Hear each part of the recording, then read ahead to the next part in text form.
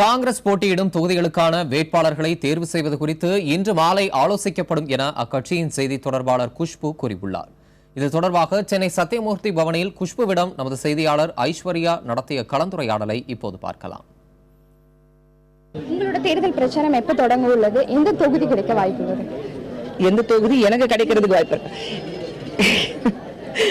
நான் தேர்தலில் நிக்கிறேன்னா இல்லையான்னா எனக்கே தெரியல. மறுபடியும் ஒரே விஷயம் தான் சொல்லிட்டு இருக்கேன். அன்னை சோனியா காந்தி அவர்களும் இளம் தலைவர் ராகுல் காந்தி அவர்களும் தன்மான தலைவர் EV.K. சிலங்கோன் அவர்களும் என்ன முடிவு எடுக்கிறாங்களோ அந்த முடிவு தான் என்னோட முடிவு இருக்கும்.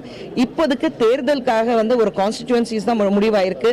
தேர்தலில் யார் யார் நிற்க போறாங்க, கேண்டிடேட்ஸ் யார் இருக்கு, அதுக்கான மீட்டிங்ஸ் இன்னைக்கு நைட்ல தான், இன்னைக்கு ஈவினிங் தான் ஆரம்பிக்க போகுது.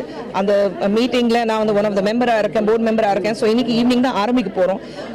யார் யார் கேண்டிடேட்ஸ் இருக்காங்க அதெல்லாம் முடிவானதுக்கு அப்புறம் தான் தேர்தல் பிரச்சாரம் எப்படி போகும்னா எனக்கு தெரிய வரும்.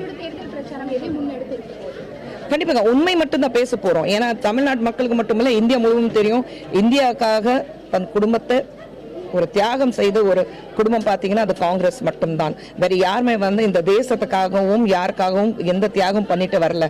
நல்லா சம்பாதிச்சுட்டு தான் வந்திருக்கிறாங்க. தியாகம் சொல்லும் போது, உயிர் தியாகம் சொல்லும் போது தன் அம்மாவை பறி கொடுத்துட்டு தன் கணவரை பறி கொடுத்துட்டு இன்னைக்கு காங்கிரஸ்ல எல்லாரும் இருக்கிறாங்க. ஒரு தியாகம்னா என்ன, போராட்டம்னா என்ன, அது காங்கிரஸ்க்கு மட்டும்தான் தெரியும். மீதி எல்லாம் வருவாங்க போவாங்க. ஆனா எப்பவுமே இந்த நாட்டுல நிலைந்து நிற்கிறது காங்கிரஸ் மட்டும்தான். சோ உண்மை மட்டும்தான் பேச போறோம். எனக்கு கடந்த 5 வருஷத்துல அம்மையார் ஜெயலலிதா அவர்கள் என்னென்ன செஞ்சிருக்கிறாங்க அந்த மட்டும் நீங்க ஒரு லிஸ்ட் எடுத்துட்டு மக்கள் முன்னாடி வச்சாலும் உங்களுக்கு தெரிய வந்துடும் எந்த அளவுக்கு பொய் பித்தலாட்டமான ஒரு ஆட்சி இருந்திருக்கு கடந்த 5 வருஷத்துல.